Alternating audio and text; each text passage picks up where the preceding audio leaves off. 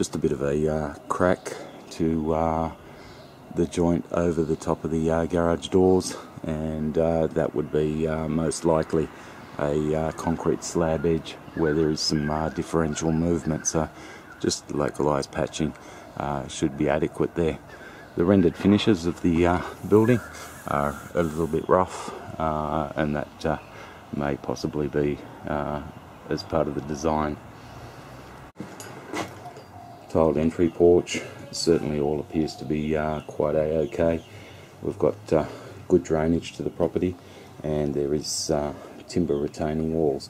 Now with the timber retaining walls, they are treated pine, however you know, over time decay does set in. Once that decay initiates, then those treated timbers do become susceptible to termites. Any of the trees of the property, always a risk that concealed termite damage may exist, and you may choose to have them test drilled as part of general ongoing maintenance. Timbers attached to the exterior of the dwelling, always a risk factor, as termites can come up through the base of those timbers into the timber and gain concealed egress. So one may consider actually altering such a detail to reduce the risk of concealed termite egress. Moisture readings observed to walls or the like, and areas certainly appear to be quite okay.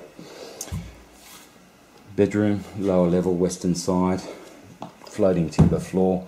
Now with a floating timber floor, the issue that you have is that a very narrow void exists between the flooring and the substrate, and it's that void that termites can utilise to gain spread throughout the dwelling. So if you do have termite egress, the problem becomes worse where you've got floating timber floors. It's just a risk factor, it's not a defect. Kitchen area, granite benchtop. Certainly the kitchen appears to be quite good for considering years of ongoing wear and tear. Just some of the kitchen doors may need to be eased and adjusted as part of general ongoing maintenance, and that's quite easily done through these adjustable hinges.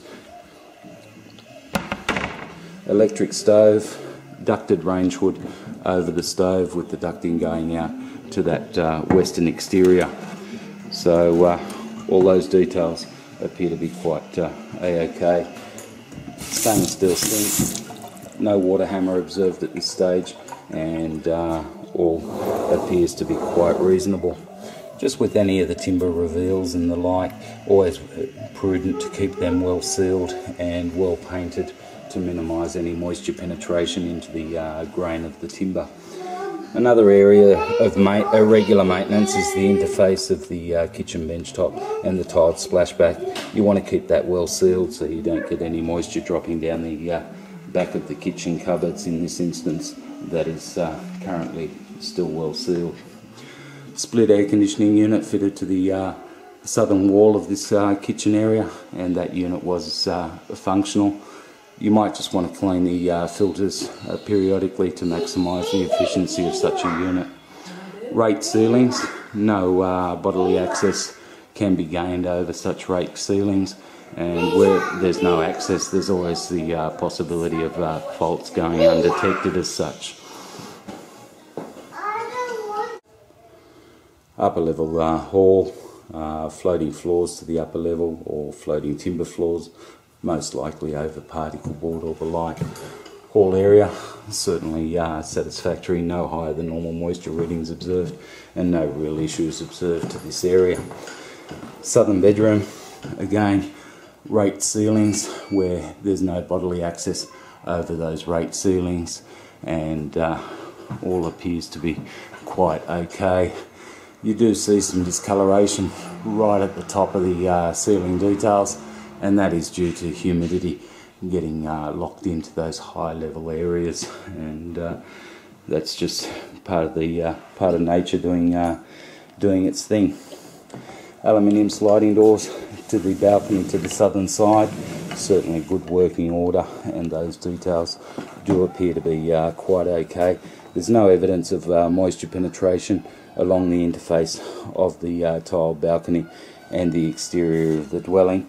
However, you do have some cracks to the tiles and the like, and they just need to be resealed periodically as part of general ongoing maintenance. There is a fair degree of differential movement that will occur with such a balcony detail, simply because of the variation of the concrete materials and the surrounding brickwork and the like. Just a single drain to the balcony detail. That is not ideal, and it's very important to keep that drain clear of debris at all time, as there's no overflow. So should you get a blockage in this area, there's certainly the opportunity that this area could fill up, pool, and get water penetration into the interior of the dwelling. So I would suggest actually getting a core hole done through this side as a overflow that is below the level of the internal flooring, and then you reduce the risk of ever getting an area of flooding to this detail at some unforeseen time in the future. Just having a look at this interface of the balustrade, where we saw from below that we get this crack. They have tried to reseal it over on the visible side from within the balcony, but certainly we've still got gaps where you can get that falling damp occurring into the masonry. So just a bit of a detail there. Wouldn't be a bad idea just to cut in a flashing and actually have a metal flashing that flashes that detail and actually is a cover, and that would minimise the potential for moisture penetration and reduce the maintenance detail as well. Metal fascias certainly appear to be okay, as do the eave soffits. Just a bit of a clean up. Not a bad idea to wash the exterior of a building every couple of years, just as a matter of good practice. Now they certainly have put in some sealants along the sides of the storm mouldings, simply because on this southern side, probably because of the prevailing weather that you do get coming in from the south. Rainwater tank seated against the exterior of the dwelling, together with a pump system. Now, those details did obstruct visual inspection along the base of the external wall along the western side, and certainly there is potential for faults or termites to go undetected to those areas that can't be visibly inspected in that manner.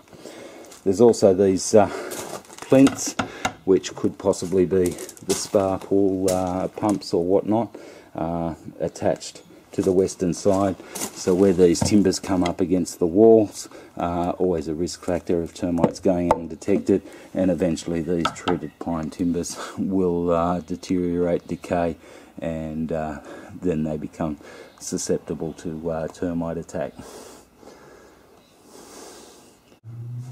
Okay, located within the roof void, just above the upper level bathroom and the top of the internal stair. No thermal insulation over the ceiling linings, and yeah, there's a little bit of dust in this area, but overall certainly appears to be okay. Some of the electrical wiring has not been fully saddled to timber wall frames and the like, but overall it does appear to be quite tidy. We've got this brick wall, which is our firewall detail between the inspected roof void and the roof void of the attached dwelling to the eastern side of the inspected dwelling. Naturally, I can't gain access into that attached dwelling, and that area may also have some issues. Sarking to the underside of the corrugated metal roofing obstructed visual inspection of the underside of the roofing detail.